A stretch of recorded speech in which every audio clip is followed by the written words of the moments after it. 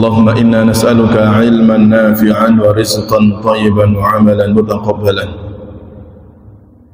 Para bapak, para ibu, saudara sedaya jamaah salat maghrib yang dirahmati Allah Subhanahu wa taala. Kembali kita akan meneruskan kajian kita dari buku HPT yang masih berkaitan dengan persoalan akidah. Tentu sampun disinggung di pertemuan yang lalu bahwa kita yang di Muhammadiyah ini khususnya secara manhaj kita itu mengikuti akidahnya salaf, ya. Akidah salaf ini pun apa? Akidah yang diikuti oleh para sahabat, ya. Sahabat itu adalah orang yang paling tahu tentang agama ini setelah Nabi Shallallahu Alaihi Wasallam. Maka sebagaimana yang disebutkan di dalam nas dari HPT ini yang terkait dengan pokok-pokok akidah yang kemudian diharapkan kanggene kita warga Muhammadiyah itu mengikuti apa yang sudah difatwakan tentang pokok-pokok akidah.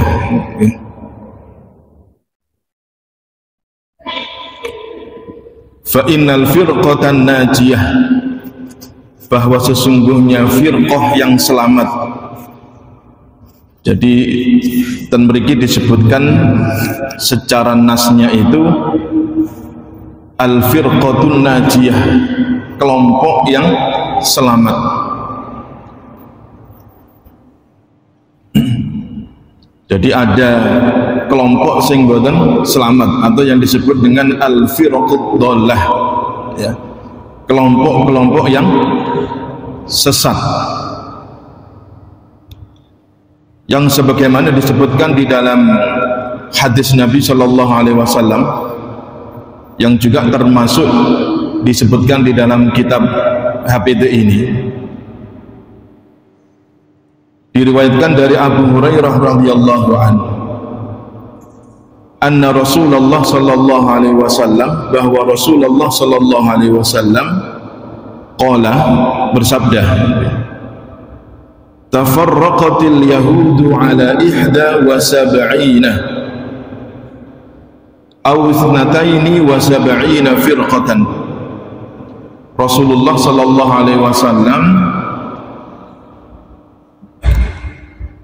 memberikan penjelasan kepada kita bahwa orang Yahudi, kelompok Yahudi itu terpecah belah menjadi 71 atau 72 kelompok. Terus pengikutnya Nabi Musa alaihissalam niku terpecah belah 71 ngantos pinten 72 firqah. Wan nasara mithlu dzalik, kaum Nasrani pengikutnya Nabi Isa itu pun juga terpecah menjadi 71 atau 72 firqah. Yang demikian itu serupa karena memang kelompok Nasrani itu sebelumnya adalah kaum Yahudi. Jadi Yahudi itu adalah mereka yang mengikuti ajaran Taurat. Kemudian setelah Nabi Isa diutus dengan membawa kitab yang baru, membawa kitab Injil, maka kaum Yahudi itu semestinya mengikuti sinten? Ajaran Injil. Itu pun kemudian terpecah belah menjadi 71 atau 72. Wa tafarraqat ummati ala 73 firqatan, dan umatku, umat Nabi Muhammad sallallahu alaihi wasallam ini pun juga terpecah belah menjadi 71 golongan, 73 golongan. Jadi umat Rasulullah ini pun juga sama, terpecah belah menjadi 73. Nah, yang 73, terus kalau di umat Yahudi, Nasrani 72 atau 71. Umat Rasulullah itu 73, bertambah 1. Maka dijelaskan dalam riwayat yang lain dari Tirmidzi,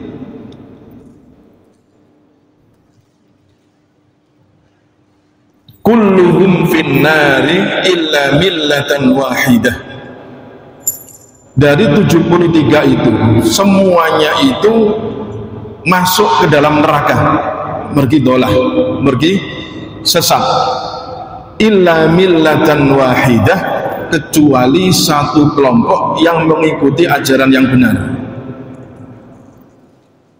Maka satu millah, satu ajaran yang benar itu kemudian oleh para ulama akidah itu disebut dengan al-firqatun najiyah, kelompok yang selamat. Mergi sing 72 niku mboten selamat, semuanya itu masuk ke dalam neraka.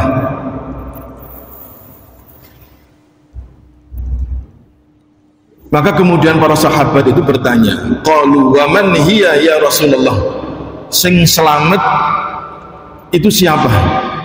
Ya, jadi yang disebut millatan wahidah, yang satu sing boten masuk ke neraka itu siapa? Terus Nabi sallallahu alaihi wasallam, ma ana alaihi wa ashabi, adalah mereka yang mengikuti jejakku dan sahabat-sahabatku. Okay.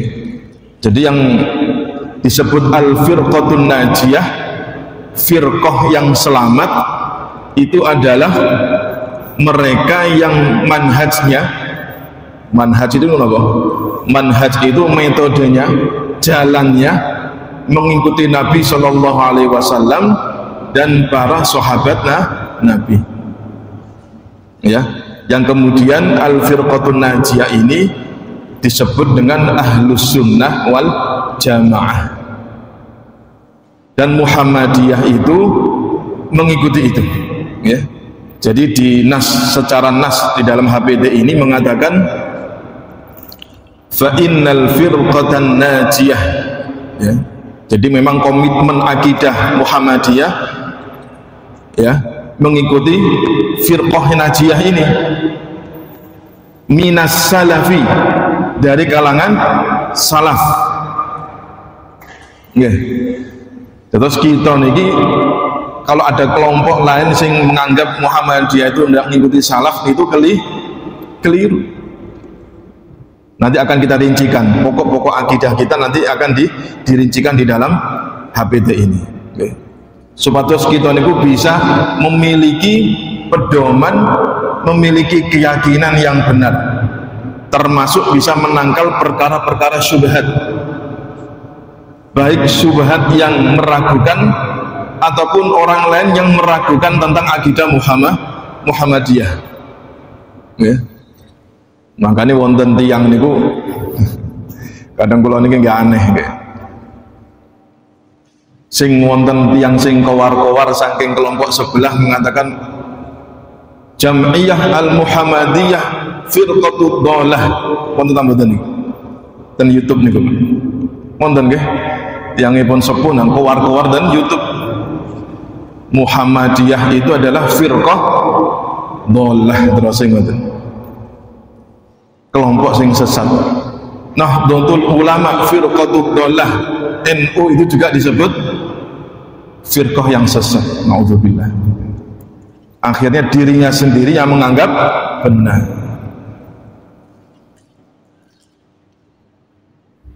Jadi manhaj di dalam ahlu sunnah wal jamaah itu kalau secara umum, ya, secara umum pandangannya itu mengikuti sunnah Nabi Shallallahu Alaihi Wasallam secara umum di dalam persoalan pokok akidah itu benar, maka dia termasuk ahlu sunnah wal jamaah, apapun kelompoknya, apapun kelompoknya. Jadi al-firqatun najiyah ini merupakan manhaj. Adapun kemudian di bawah firqah najiyah, kelompok yang selamat kemudian ada organisasi-organisasi kemasyarakatan, ya, di seluruh dunia ini banyak, Pak. Organisasi kemasyarakatan itu sangat banyak sekali, ya. Mulai yang memang basicnya itu keagamaan dan sosial, atau juga yang basicnya adalah keagamaan dan politik, ya. Jadi nggih wonten di Indonesia ini banyak sekali, nggih wonten Muhammadiyah, nggih wonten NU, nggih wonten Al-Irsyad, nggih wonten Persis, ya. Ada juga yang Rabithah Al-Alawiyah, nggih. Napa Rabithah Al-Alawiyah itu? Rabithah Alawiyah itu organisasi kelompok para habaib-habaib, nggih. Jadi mereka semuanya ini ahlu sunnah wal jamaah, baik mereka yang berstruktur secara formal maupun yang tidak secara formal, ya. Saudara-saudara kita yang dari kaum salafi, mereka juga ahlu sunnah wal jamaah. Kalau di Mesir itu ada jamaah tabligh, mereka juga ahlu sunnah wal jamaah. Ada kaum ikhwanul muslimin, ya, IM istilahnya nih, ya. Itu juga mereka adalah ahlu sunnah wal jamaah. Jadi kalau memang secara pokok akidahnya itu tidak menyimpang dari ajaran Islam yang sesungguhnya, yang sebagaimana diikuti oleh para salaf, mereka adalah ahlu sunnah wal jamaah. Jadi kita tidak boleh mengklaim ini firqah yang kelompok yang sesat, ini firqah yang ini, meskipun secara furu' persoalan cabang-cabang tentang fikih terkadang boten sama, tapi itu tidak boleh diikutkan di dalam persoalan akidah, ngoten nggih, ya. Jadi sepanjang ini dijelaskan oleh Nabi Shallallahu Alaihi Wasallam, ya, sepanjang kelompok itu yang sebagaimana disinyalir oleh Nabi Shallallahu Alaihi Wasallam, ma'ana wa ashabi, ajaran itu sebagaimana yang sesuai dengan tuntunan Rasulullah dan sahabat, maka kita mengikuti tersebut, dan itu kemudian disebut dengan al-firqatun najiyah, kelompok yang selamat, ya. Yang penting kita sudah tahu garis besarnya nih, wow.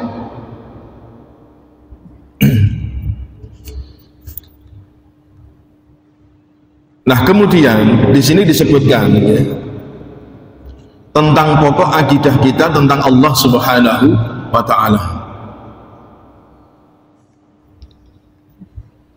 Yajibu alaina an nu'min billahi rabbina, wajib atas kita orang mukmin, orang Islam, untuk mengimani bahwa Allah Subhanahu wa Ta'ala Tuhan kita. Wa huwal ilahul haqqul ladzi khalaqa kulla syai'in. Dialah Tuhan yang satu-satunya berhak disembah, yang benar, yang hak, yang menciptakan segala sesuatunya. Wa huwal wajibul wujud, dialah yang sebenarnya wajib, ya, dan yang ada, yang sebenarnya dan yang pasti ada, ya. Atau secara dalil nakli, secara dalil akli, Allah Subhanahu wa Ta'ala itu pasti ada. Secara fitrah manusia, kita ini meyakini bahwa Allah Subhanahu wa Ta'ala itu ada, ya. Dan untuk meyakini Allah itu ada, itu kita ini tidak perlu untuk tahu, ngerti nggih? Kados misal ini secara dalil akli mawon, secara dalil akli, meja ini ada, kita meyakini bahwa ada yang membuat, pasti ngoten nggih. Tapi panjenengan tahu tidak yang menciptakan atau yang membuat meja ini? Tidak tahu kan? Tapi kita meyakini bahwa ada yang mewujudkan atau yang mengadakan meja ini. Itu satu bukti bahwa pencipta itu ada. Lalu bagaimana dengan seluruh alam semesta ini, ya? Jadi secara akliyah, secara akal nurani, Allah Subhanahu wa ta'ala itu secara pastinya al-wajibul wujud, pasti ada. Kemudian menjadi keyakinan wal awwalu bila bidayah, Allah itu yang pertama tanpa permulaan. Terus kula panjenengan ini sedayane makhluk ini punya awal tetapi punya bidayah. Lek Allah mboten gak ada bidayah. Lek menungso niki bidayahnya, permulaannya mulai dari nutfah, saking air sperma. Sedayane makhluk niki nggak ada permulaan yang diawali dengan awal penciptaan. Allah Subhanahu wa ta'ala huwal awwalu bila bidayah. Allah itu tidak memiliki permulaan.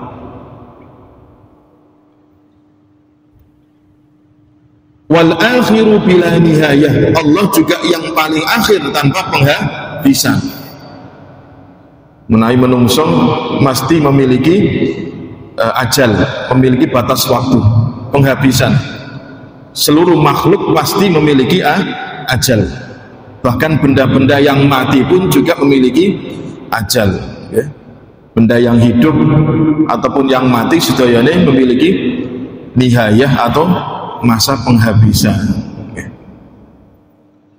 Wala yushbihu syai'un minal kainat, dan tidak ada satupun yang menyerupai Allah Subhanahu wa ta'ala dari seluruh alam semesta.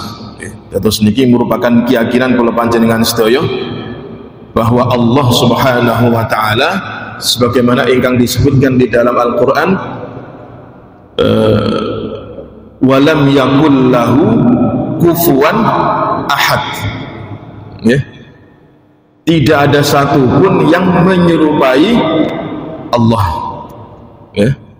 Baik di dalam sifat, baik di dalam ketuhanan, baik di dalam perbuatan Allah Subhanahu wa ta'ala, ya.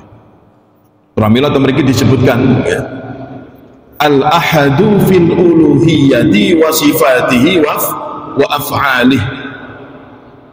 Allah itu yang Maha Esa, yang Maha Esa, tunggal, fi uluhiyatihi, di dalam ketuhanan. Maksudnya di dalam ketuhanan itu cuma satu-satunya Allah Subhanahu wa ta'ala yang berhak disembah. Nah, mengapa Allah Subhanahu wa ta'ala yang berhak disembah?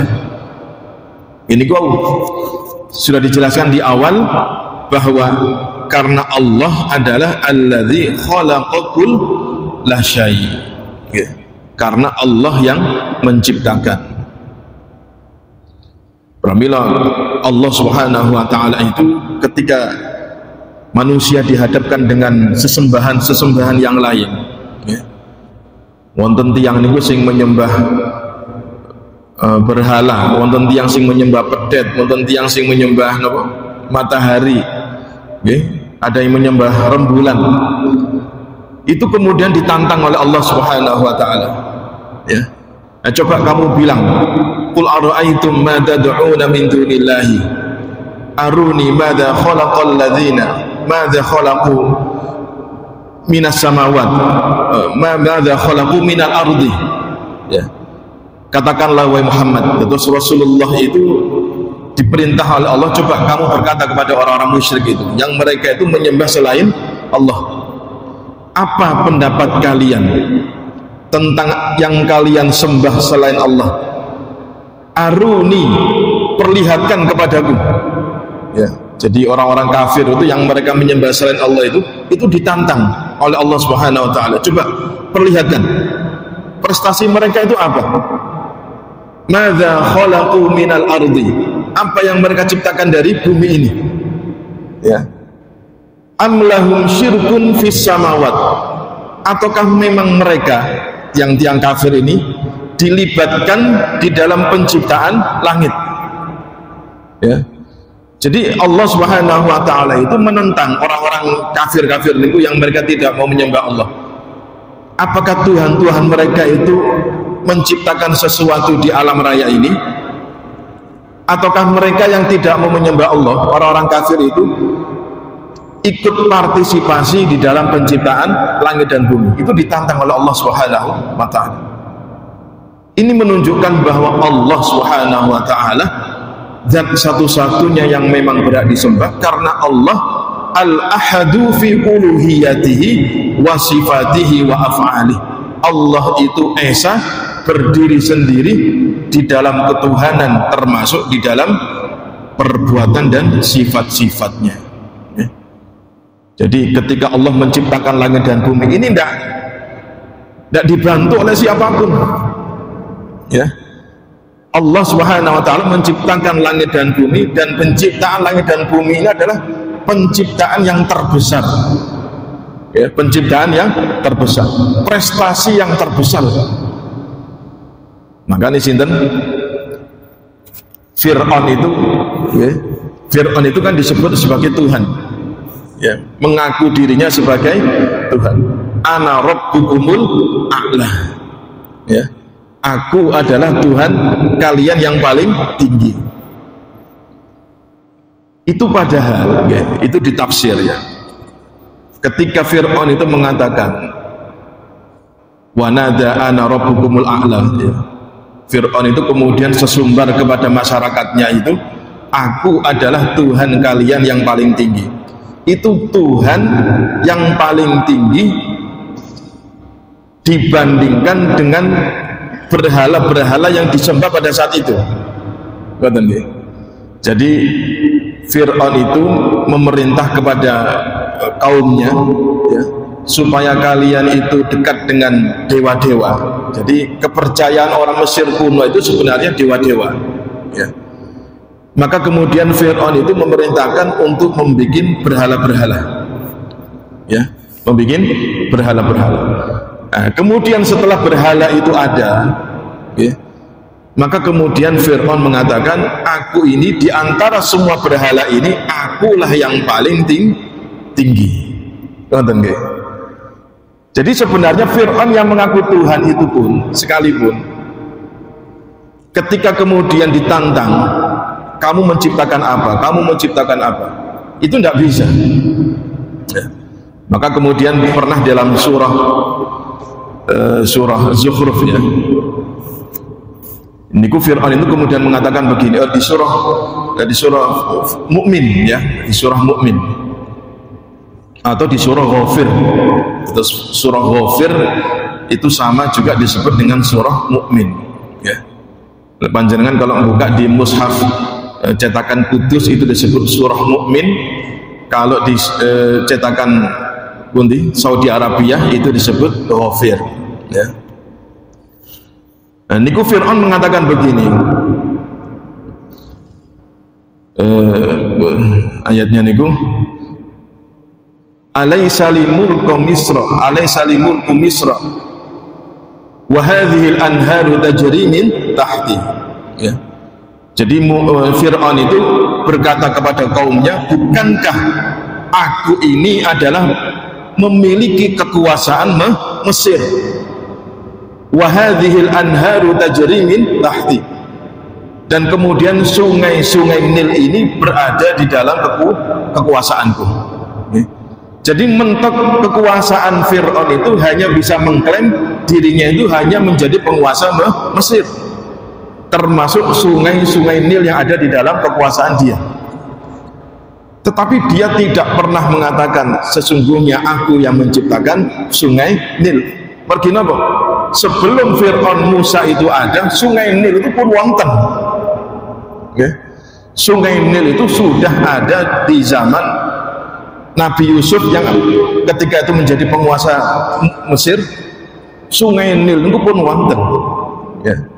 Jadi sekalipun Fir'aun Musa menganggap dirinya itu ana rabbukumul a'la, akulah Tuhan kalian yang tinggi, dia tidak sama sekali memproklamirkan dirinya adalah yang menciptakan sungai Nil, ya. Jadi memang tidak ada Tuhan siapapun tidak memiliki prestasi, okay? Maka di dalam Al-Quran, ya, Allah Subhanahu Wa Taala menawi kita niki ninggalitan Al-Quran, ya. Kalau kita mentadabbur Al-Quran, mengapa Allah itu selalu bercerita tentang kekuasaan, ya. Alladzi anzala minas sama'i ma'an, Allah lah yang menurunkan air hujan dari langit, ya. Kemudian innallaha faliqul habbi wan nawa, Allah yang memecah biji-bijian termasuk biji kurma, ya. Coba kita perhatikan panjenengan nyicir biji, ya, gabah niku ten sawah. Kita kan cuma berpikir bahwa tanah itu ya tanah, kemudian muncul padi kan gitu ya. Tapi sesungguhnya semuanya itu adalah Allah Subhanahu Wa Taala yang memecah biji-bijian itu kemudian menjadi tanah, ya. Dan itu banyak sekali di dalam Al-Quran yang menerangkan semuanya itu tentang kekuasaan Allah Subhanahu Wa Taala, yang kemudian diharapkan kula panjenengan ini yakin datang Allah, nggih. Pun kula terusaken, nggih. Al-Hayyul Al-Qayyum, Allah Maha hidup dan berdiri sendiri. As-Sami'ul Basir, Allah Maha mendengar, Allah Maha melihat.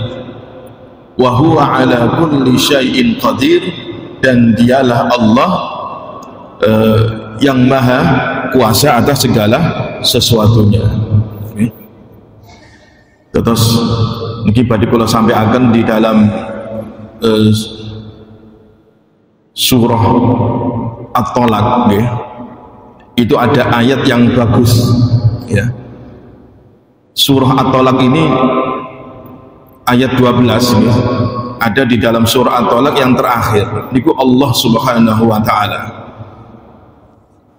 niku menyebutkan seperti ini, ya, berfirman seperti ini.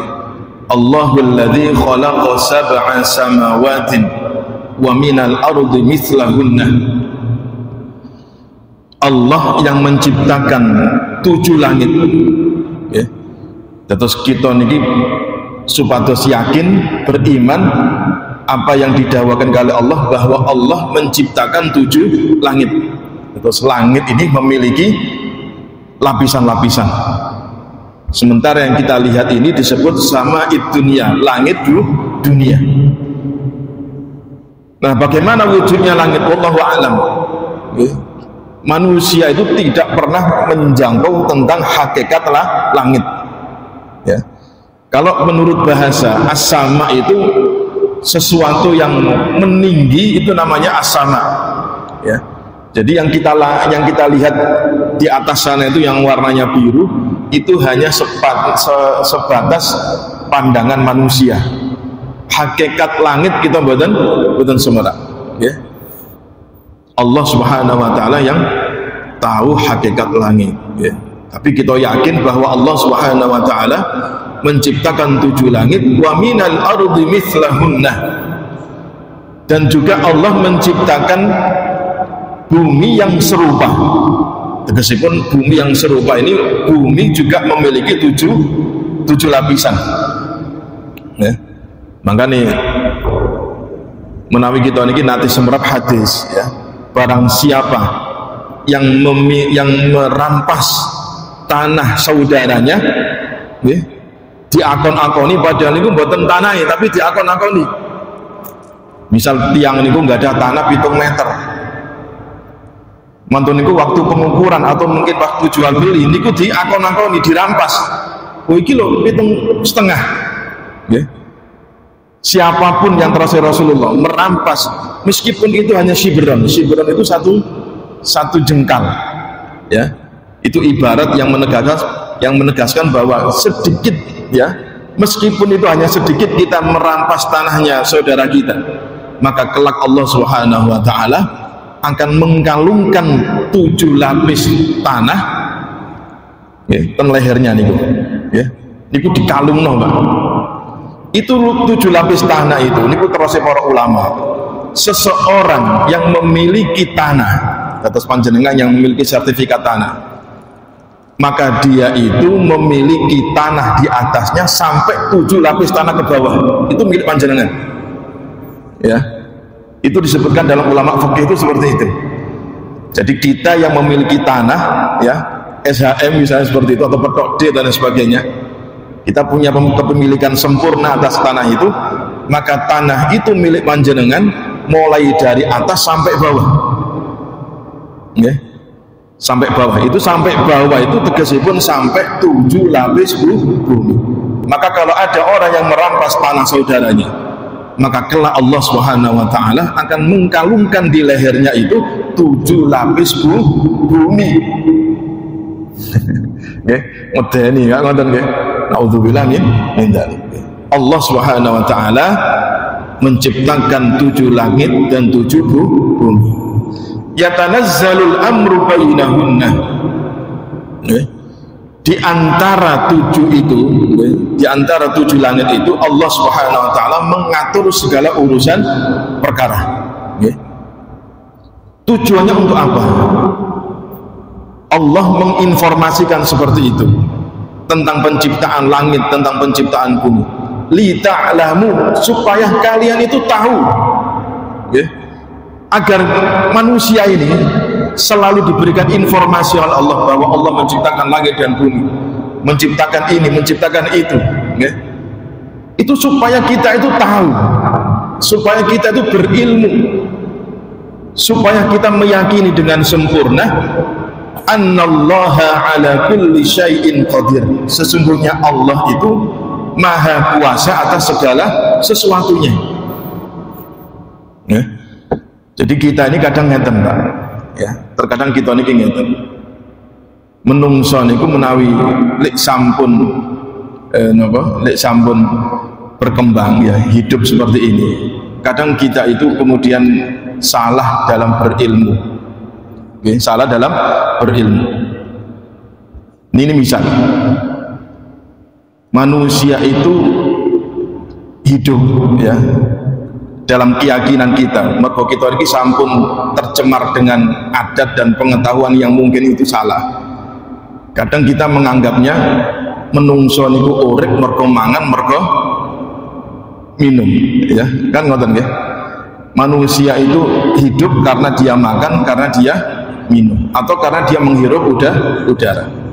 Kalau kemudian manusia itu tidak makan dan minum, ya, atau kemudian dia itu tidak bisa bernafas, atau mungkin definisi mati itu karena memang jantungnya itu berhenti, ya, maka Allah Subhanahu wa taala itu bisa menghidupkan yang tidak bergantung dengan makan dan minum. Ngerti nggih? Jadi keyakinan kita sebagai orang muslim, ini keyakinan yang benar, bahwa orang yang hidup itu semuanya itu karena Allah, bukan karena dia makan, bukan karena dia minum, bukan karena dia menghirup udara. Karena Allah Subhanahu wa taala itu bisa menghidupkan, ya, bisa menghidupkan tanpa orang itu makan. Yang kita mboten, yakin Pak. Karena apa? Orang yang mati, ya, orang yang mati khususnya yang di dalam Al-Quran itu disebutkan mereka yang para syuhada, ya, itu kan mereka di dalam alam yang lain itu disebut oleh Allah niku mereka tidak mati, mereka itu hidup, ya. Wala tahsabanna alladzina qutilu fi sabilillahi amwatan bal ahya'un walakin la tashkurun. Janganlah kalian sekali-kali meyakini, menyangka bahwa mereka yang terbunuh di medan pertempuran fi sabilillahi, mereka itu mati, mereka hidup, ya. Bal ahya'un, justru mereka itu hidup.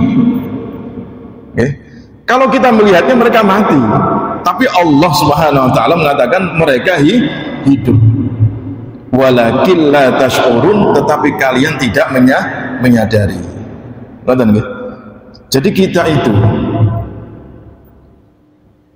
kalau setiap pagi dzikirin itu terus pundi? Allahumma bika asbahna wa bika amsayna wa bika nahya wa bika namut. ya Allah di pagi hari ini kula di pagi hari ini mergo panjenengan, waktu sore nggih mergo panjenengan, kula niki urip nggih mergo panjenengan, kula niki mati nggih mergo panjenengan. Jadi pada dasarnya kita ini hidup ini kita tidak tahu, kita pun juga tidak bisa mengontrol bagaimana keadaan jantung kita benar sakit. Makanan yang kita makan itu kita hanya bisa tahu ketika sebelum masuk perut. Ketika makanan itu sudah masuk ke perut, ya, kemudian masuk di mulut melalui kerongkongan dan kemudian diolah dalam lambung kita. Kita kan tidak tahu bagaimana cara mengelola makanan itu. Sedaya niku Allah Subhanahu wa taala yang mengatur. Okay. Jadi di dalam surah At-Talaq itu kemudian dikatakan li ta'lamu annallaha ala kulli syai'in qadir. Allah itu menunjukkan kekuasaannya supaya kalian itu berilmu, tahu, yakin Allah itu maha kuasa atas segala sesuatunya. Ya. Kita ini terkadang dibatas-batasi. Oh, enggak mungkin itu kan karena adat kita seperti itu. Ya. Contoh nih. Kalau ini tambahi sesuatu kita ini yakin, ya, agar kita itu yakin. Ada sesuatu yang menurut kita itu mustahil, tapi bagi Allah itu yakin bisa terjadi. Corong itu. Unta nih, ketika apapun hewannya, unta atau kambing atau kucing, ketika dia melahirkan anaknya, si induk itu tahu nggak cara untuk bisa bagaimana proses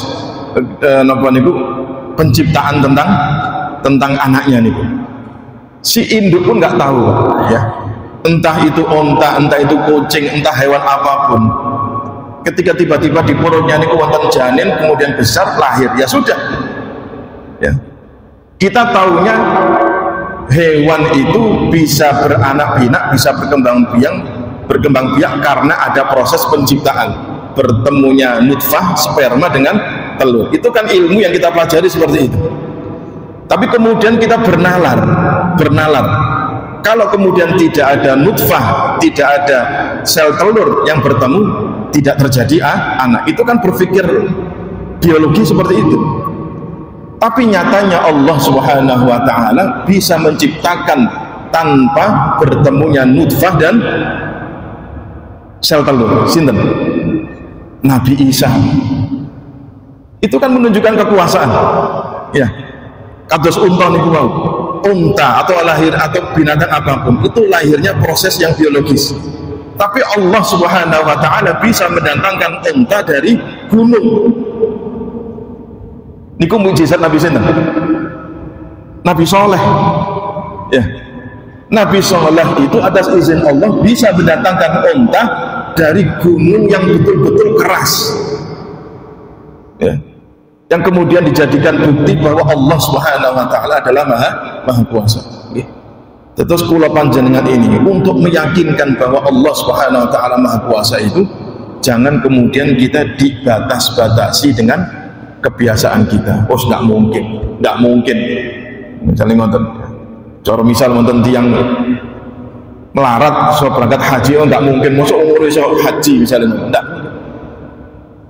Bagi Allah itu tidak ada yang tidak mungkin. Allah Subhanahu wa taala dengan seluruh kekuasaannya itu bisa mewujudkan apapun. Ini keyakinan kita, ya.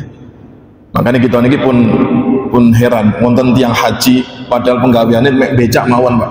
Nggih. Wonten tiyang niku sing diparingi dunya miliaran nggih mboten berangkat haji nggih wonten. Itu bukti bahwa itu adalah kekuasaan Allah. Nggih. Lita'lamu anna Allaha ala kulli syai'in qadir wa anna Allaha qad ahata bi kulli syai'in ilmah. Dan sesungguhnya Allah meliputi pengetahuannya atas segala sesuatu.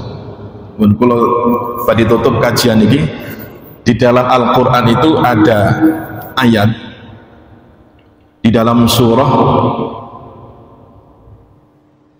Al-Hijr, di dalam surah Al-Hijr niku Allah Subhanahu wa taala niki dawuh ngeten, inna rabbaka huwal khallaqul alim.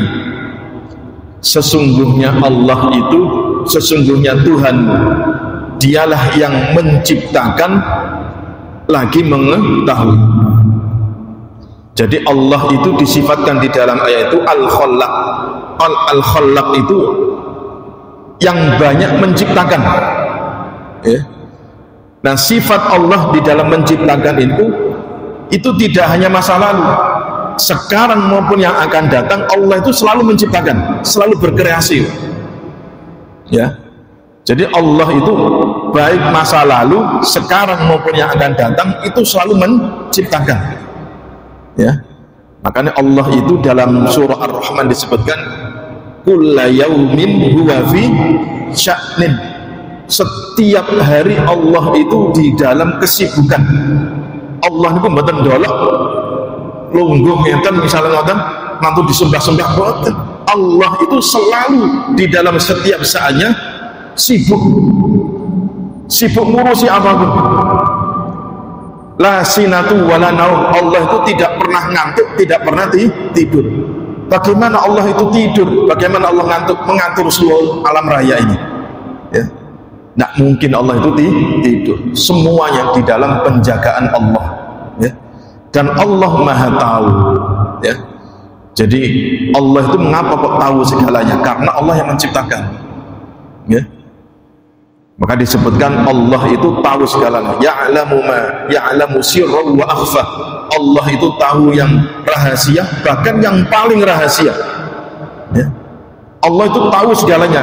Allah tahu segalanya itu mergo Allah ini yang menciptakan, ya. Coba kula tanglet panjenengan, kula niki nggak ada tas. Teng lebete tas kula niki panjenengan syarat mboten? Nggak tahu. Karena apa? Karena panjenengan bukan pemilik tasnya. Kan ngoten nggih? Ini tas saya yang tahu ada di dalam tas ini. Itu logika sederhana.